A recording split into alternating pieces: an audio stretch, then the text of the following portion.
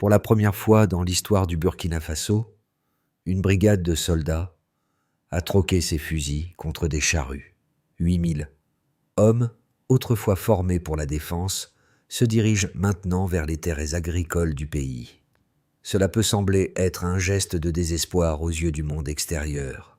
Mais pour Ibrahim Traoré, c'est une réorientation stratégique de la discipline militaire.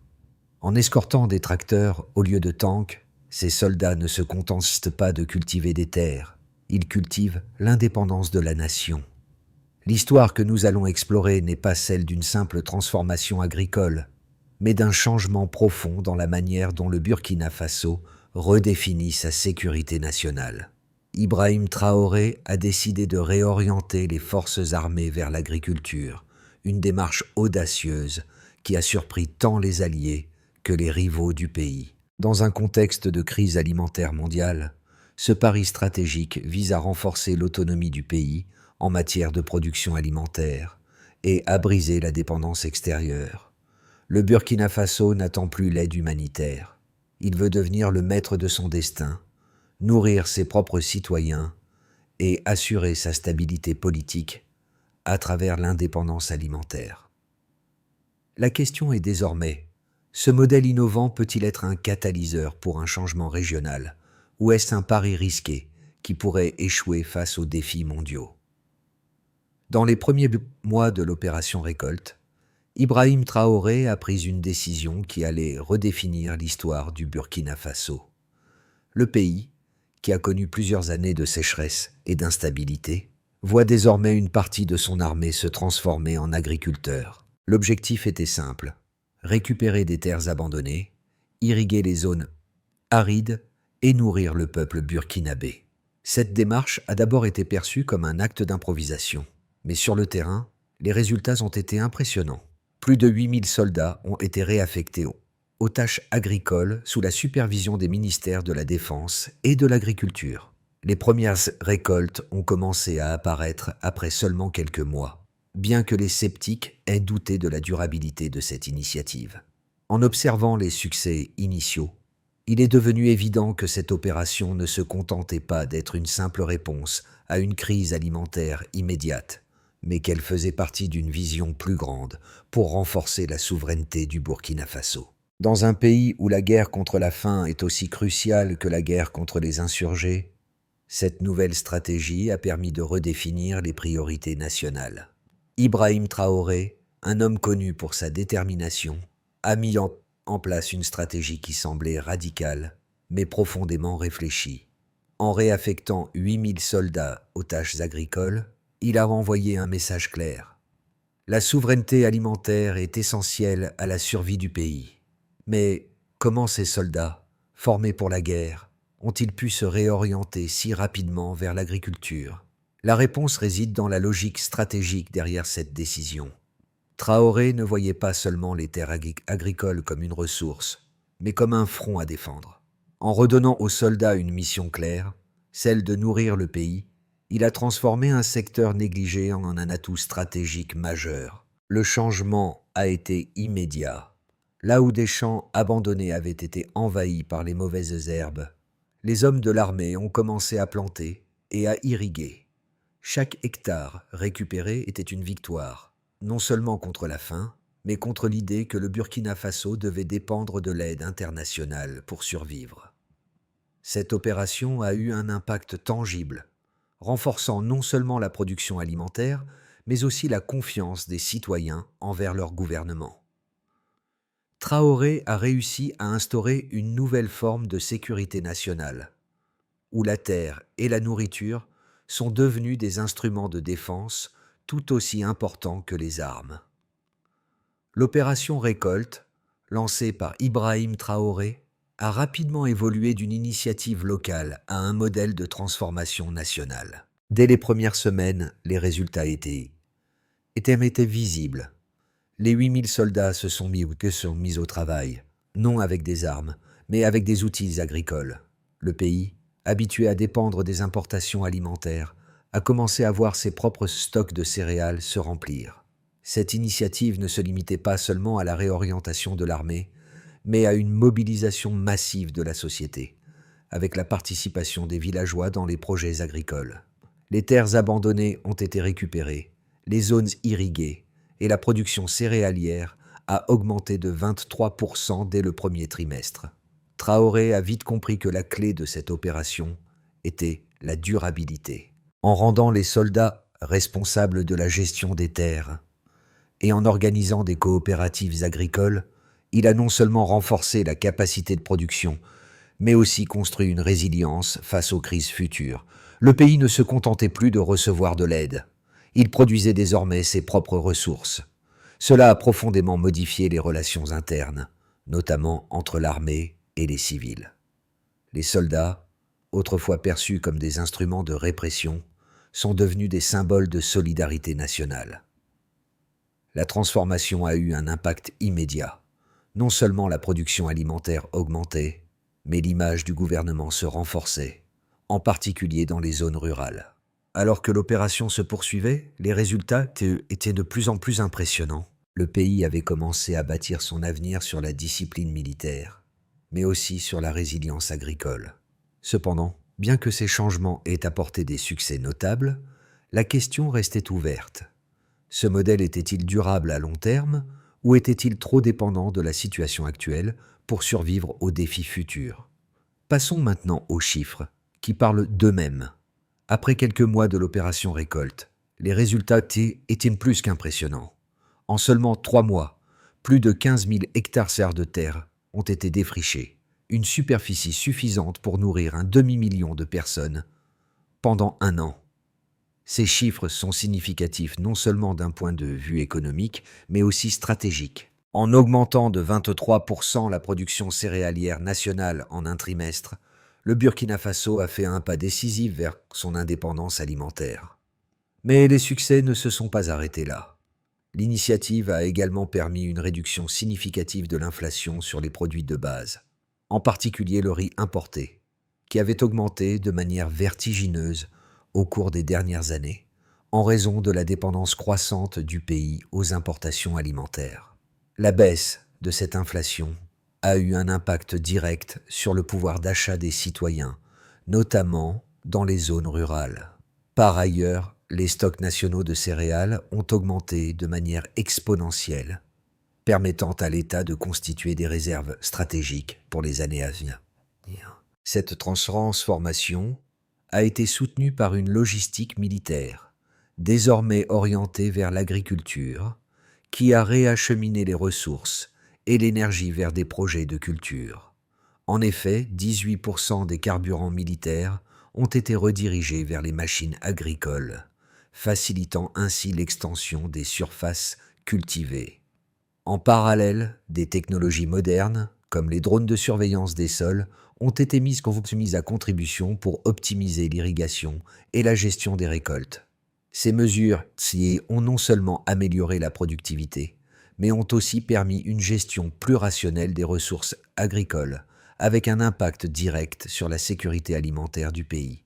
Cette approche innovante a transformé une crise en opportunité, permettant au Burkina Faso de se positionner comme un modèle potentiel pour d'autres pays du Sahel confrontés à des défis similaires. Cependant, malgré ces résultats positifs, le scepticisme persiste, notamment de la part des institutions internationales et des analystes occidentaux qui mettent en garde contre les risques d'une militarisation excessive du secteur agricole. La question qui demeure est donc, cette réussite peut-elle durer, ou bien est-elle une solution temporaire dans un environnement mondial incertain? Le modèle agricole de l'opération récolte d'Ibrahim Traoré suscite des avis partagés.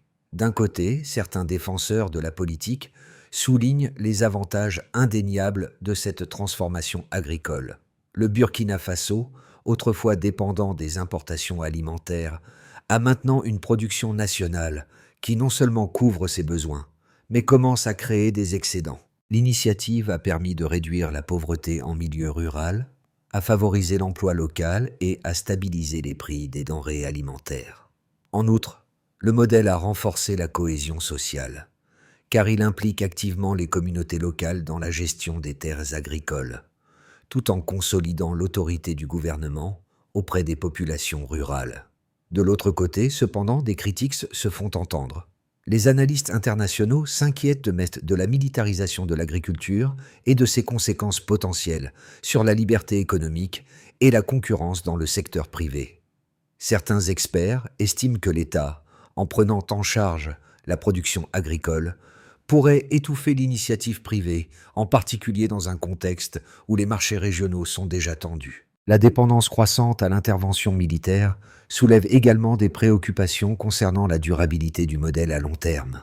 En effet, la question est de savoir si un tel système peut résister aux fluctuations économiques mondiales et aux pressions géopolitiques, en particulier si l'aide internationale continue de se réduire.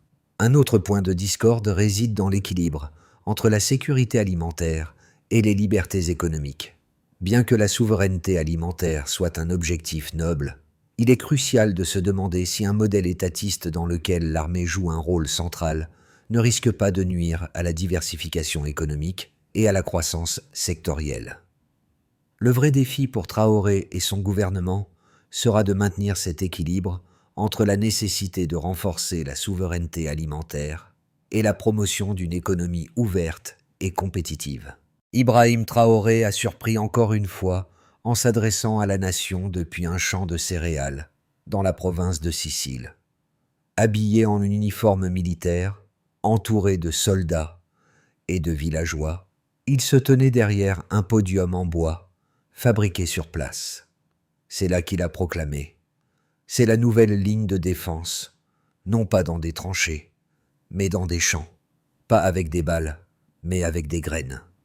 Cette déclaration marquait un tournant dans l'opération Récolte, un acte symbolique qui a cimenté la philosophie derrière cette transformation agricole.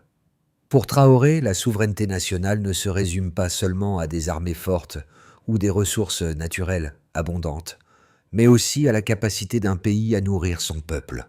Le Burkina Faso a choisi de se défendre non par des armes, mais par la production de nourriture. Ce message a résonné profondément à travers le pays, où de plus en plus de citoyens se sont engagés dans cette initiative. À l'étranger, les réactions ont été partagées. Certains ont salué cette approche audacieuse, tandis que d'autres ont exprimé des préoccupations. Pourtant, il est clair que cette transformation est loin d'être un simple mouvement agricole. Elle incarne une nouvelle doctrine de défense nationale. Les résultats de l'opération Récolte ont commencé à se faire sentir dans tous les aspects de la vie burkinabé. Le pays, longtemps dépendant des importations alimentaires, a vu sa production céréalière augmenter de manière significative. Le surplus de céréales a permis non seulement de nourrir les villes, mais aussi de renforcer les réserves stratégiques pour l'avenir. Cela a eu un impact direct sur la stabilité des prix des denrées alimentaires, réduisant l'inflation, en particulier pour le riz, qui avait atteint des niveaux alarmants au cours des dernières années. Les zones rurales, autrefois touchées par la famine et la pauvreté, ont commencé à connaître une forme de prospérité nouvelle, avec l'augmentation de l'emploi et l'amélioration des infrastructures agricoles. Les coopératives agricoles, gérées par les militaires en collaboration avec les villageois, ont créé un modèle de production décentralisé qui a renforcé la résilience des communautés locales. Cependant, les conséquences ne se sont pas limitées à l'économie. Sur le plan social et politique, cette transformation a redéfini la relation entre l'armée et la population civile. Autrefois perçue comme un symbole de répression, l'armée burkinabé est désormais vue comme un agent de changement et de solidarité. Les soldats qui étaient autrefois déployés pour maintenir l'ordre public sont maintenant perçus comme des bâtisseurs de la nation, travaillant côte à côte avec les citoyens pour cultiver la terre. Cette nouvelle image de l'armée a renforcé la légitimité du gouvernement de Traoré, en particulier dans les régions rurales, où les taux d'approbation ont atteint des niveaux records. Mais au-delà des succès internes, l'opération Récolte a également eu des répercussions sur la scène internationale. D'autres pays du Sahel, notamment le Mali et le Niger, ont envoyé des délégations pour observer le modèle du Burkina Faso et ont même demandé à recevoir des formations agricoles. À travers le continent africain, cette initiative a inspiré de nombreux leaders politiques qui voient dans l'exemple du Burkina Faso une réponse potentielle au défi de la dépendance alimentaire. Mais malgré ces succès, les critiques persistent. Certains analystes estiment que le modèle pourrait être trop dépendant de l'intervention de l'armée et que la pérennité de ce système face à une crise alimentaire mondiale reste incertaine. Le scepticisme international, particulièrement du côté des bailleurs de fonds occidentaux, suggère que le Burkina Faso pourrait se retrouver isolé si l'approche continue d'exclure les acteurs privés. Les débats sur la militarisation de l'agriculture se poursuivent, avec des tensions croissantes concernant la transparence et l'efficacité du modèle. À 6 mois de l'opération récolte, le Burkina Faso se trouve à un carrefour stratégique. Plusieurs scénarios se profilent à l'horizon, chacun avec ses opportunités et ses risques. Le scénario de base, celui que Traoré espère, est celui où l'initiative continue de croître et de prospérer. Si la production alimentaire continue d'augmenter à ce rythme, le pays pourrait devenir un modèle d'autosuffisance alimentaire en Afrique de l'Ouest.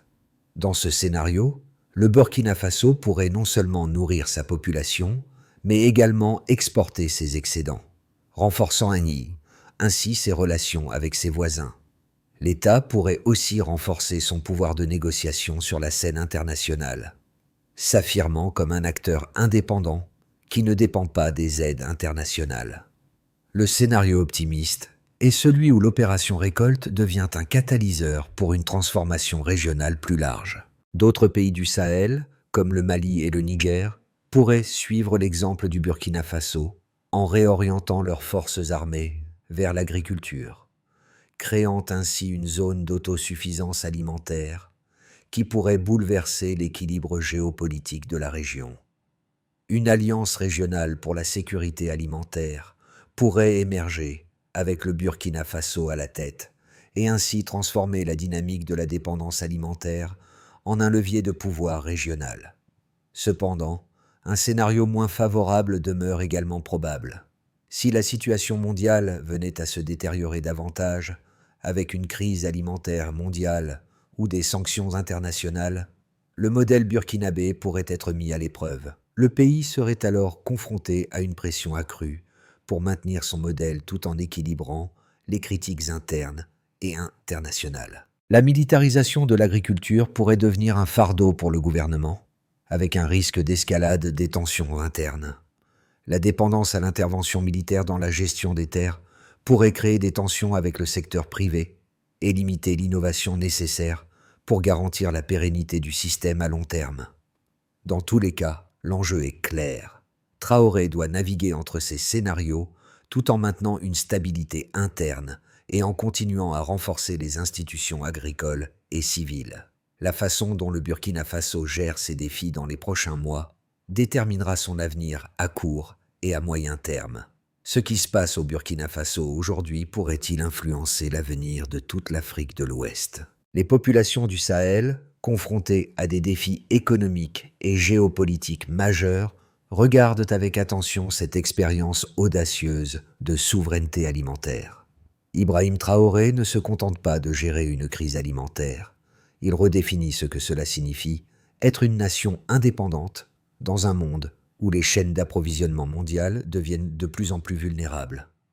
Cette initiative a un impact direct sur les citoyens burkinabés, qui sont désormais non seulement témoins de leur propre résilience, mais également acteurs du changement. Les coopératives agricoles, créées sous l'impulsion de l'armée, ne sont pas seulement des lieux de travail, mais des espaces où la solidarité nationale prend forme. Les villageois, autrefois laissés pour compte, sont maintenant au cœur du projet national. Cette transformation va au-delà de la simple production alimentaire. Elle forge une nouvelle identité nationale, où l'autosuffisance alimentaire devient un symbole de la souveraineté et de la dignité retrouvée. Les jeunes, qui autrefois émigraient à la recherche d'opportunités ailleurs, commencent à revenir, attirés par les possibilités économiques croissantes offertes par cette nouvelle économie verte. Le Burkina Faso offre désormais une vision de l'avenir où la dépendance à l'étranger n'est plus un facteur déterminant de survie. L'impact social de cette transition est indéniable.